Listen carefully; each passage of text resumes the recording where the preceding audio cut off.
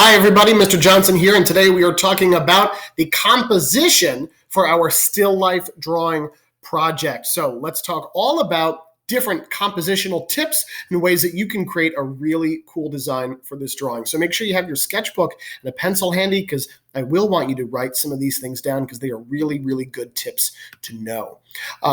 Didn't mean to skip 2 slides. So first here, there are 3 important parts to drawing a still life.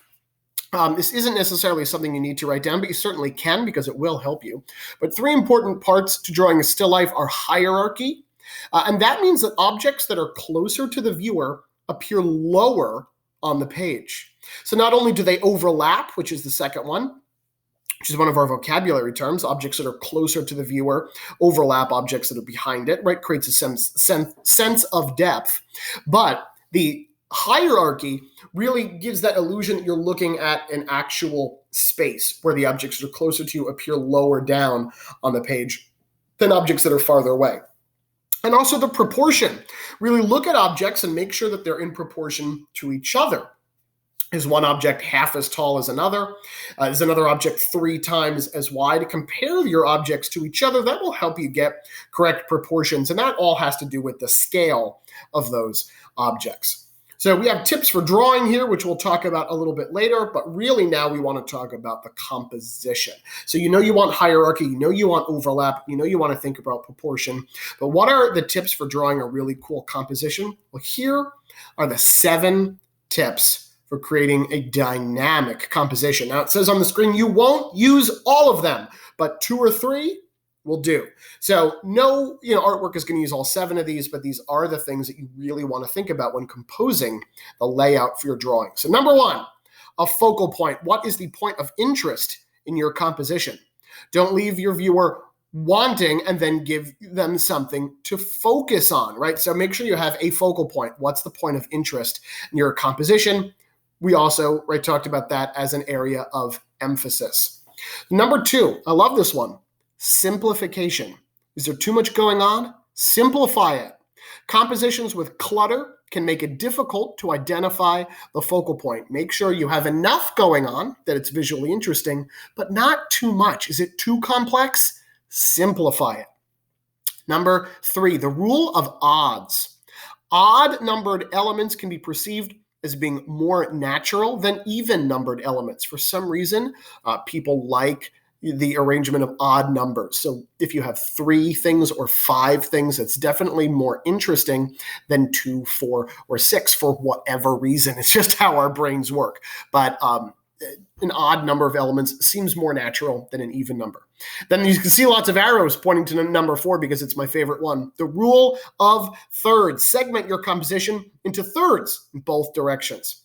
A common technique is to place your focal point at one of those intersections of the thirds, and we'll talk about that in a moment.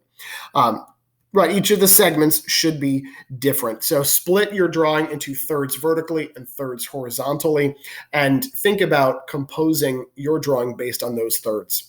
Number 5 is create movement. A stagnant composition may be boring. Create movement in your composition. Use it to guide the viewer's eye. That's all about having things that are on diagonals and different angles. That creates a sense of movement. If everything is straight, flat onto the viewer, it looks stiff, right, and boring. So you want movement with angles. That's what's going to create that movement. Number 6, don't cut in 2. Avoid bisecting your composition. So if there's a line across it, don't put that line right in the middle, whether it's a horizontal line or vertical line. You don't want to put it in the middle. Think about the rule of thirds. Put that line off center. And number 7, people like triangles. And it's true. People do. They're the most interesting shape. It's related to the rule of odds. So if you have a triangular design of your composition, people are automatically drawn to that. So here are those 7 tips, drawn out here, nice and big and bold, right? Number 1, a focal point. Number 2, simplify. Number 3, the rule of odds. Number 4, the rule of thirds. 5, create movement. 6, don't cut it in 2. And 7, people like triangles. Now, our bonuses for dynamic composition are zoom and crop. If you zoom in, you automatically create interest. And crop, people like when things are cut off the edge. It suggests that there's more that's not included in the image, and that's always exciting. If everything fits neatly inside your image, it looks kind of too fake, right? Too posed. So if you arrange it so some things get cut off the edge, it makes it seem a lot more natural and a lot more exciting. So will you use all 7 of these in any drawing you do? Probably not, no. But if you use 2 or 3 of them, that will make for an exciting arrangement of elements. So let's look at this amazing drawing on the screen. Isn't this beautiful? So you have the dinosaur, right? These characters, this the fabric, right? These bottles, all sorts of objects here. But look at how many of these composition tips this drawing uses. For example, I'm going to put my imaginary grid over the top of it, splitting it into the rule of thirds. And look at how that dinosaur and this lightning bolt guy are right on this third over on the right, right? Like that works really, really nicely.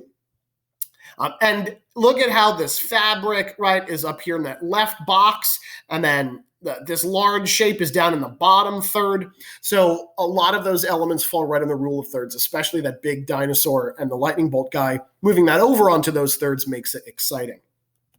Now, that's not the only compositional element that this uses.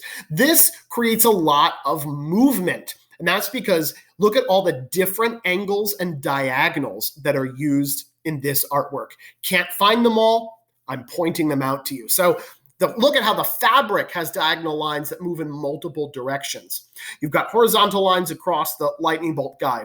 You create almost this triangle shape with the dinosaur. Then that fabric on the bottom moves down to the right. Then this curve of that bin across the bottom third, and then vertical on the left, right, all these different angles. That's what makes it so dynamic. Also, there's nothing that splits the page in two, right? Lines are cut off, right? It's cropped. Look at how parts of this drawing go right off the edge of the page. And also, there are some places where our eye can rest, right? Where they've simplified some things. The bottom area, right, doesn't have a ton of detail behind the fire, object. Right there's that blank space, and that just helps kind of simplify the design. But I absolutely love this drawing.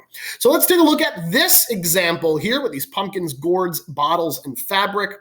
Let's lay our imaginary grid over it and look at how well this fits into the rule of thirds. Right, that fabric kind of flows into the top center third. You've got most of the objects here across the center third, the bottom fabric across the bottom third, right? It just creates that sense of interest by placing things on those thirds. You also have a lot of diagonals created here. Again, there's movement that moves down from this top fabric. So look how that kind of goes down on an angle to the right, pointing towards that pumpkin. Then you have these folds of the fabric that move off to the right side. Then let's follow that bottom edge of the fabric all the way over to the left.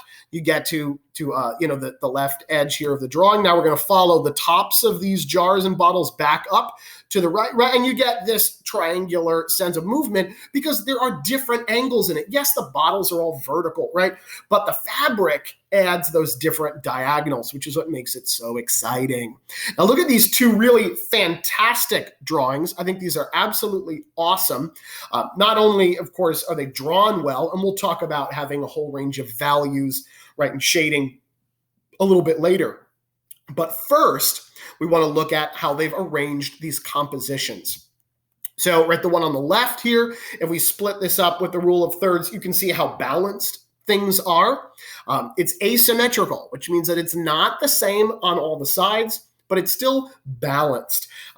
And I think it's just drawn really, really well. And that shoe on a diagonal creates a nice angle. I'm glad that the bottom of the table surface that it's on is not flat to the viewer. That's on an angle as well, which creates a lot of interest. Now, I love the drawing on the right, this big plant with this canteen thing and this lantern on the right, and the fabric at the bottom is really, really cool. Look how well this lines up on these thirds. So you have that big plant that's kind of on the right third. Its leaves spill everywhere, but the majority of it's there. And then you have the objects kind of split, one in each third, right? This jar on the left and the canteen thing in the center and the old lantern on the right. And then the fabric is kind of in that bottom third. So again, it splits it up really, really well. And this beautiful drawing, also, these are all from Google, but they just give you an idea of how you can arrange things using a lot of these compositional tips. So here again, if we put this imaginary grid over it, look how that teacup perfectly fits right on the intersection of that left vertical third and the bottom horizontal third. Right where those meet, bam, that's where the teacup is, makes it really jump out. Then that teapot, that pitcher, is on the right side in that right third. The book and the glasses are in the top third. So it's really split up very, very nicely. There are also wonderful diagonals and angles created by those folds of the fabric. That gives it so much movement. And also you have the teacup and the plate and the pitcher and the glasses and the book. That's 5 objects sitting on top of this fabric, which makes it nice to look at because it's the rule of odds. And also, look how they've simplified it. The background here is totally blank. Now, normally I might yell at you for that, but this works out really well because it's not too busy so that you can't focus on the main objects. Now, let's look at this one. Now, this is garbage. Don't give me this because, well, for many reasons. Obviously, it's not drawn well. This is not finished. Look how the shading doesn't even go all the way to the edges. So this is a cardboard box with a tape dispenser in it, but it's not drawn well. Now, there are a lot of reasons why this needs work. The first one is that the shading does not go all the way to the edges. It looks like the tape dispenser has a glow around it, which is not what we want. Also, you can see that the shading has been done too quickly. You can see every individual pencil stroke. That needs to be filled in a lot more, either by going on top of it in an opposite direction, with perpendicular lines to help fill that in. Going much slower will help fill that in, or using a blending stump or a tool like that to help fill that in as well. There's also not nearly enough value in here. If you look at these other drawings, look how dark those dark areas get. They get dark. Look at these. Look how dark these drawings get, right? The dark areas are filled in really, really well. That's something that this drawing does not do. Everything is too light. Nothing really stands out.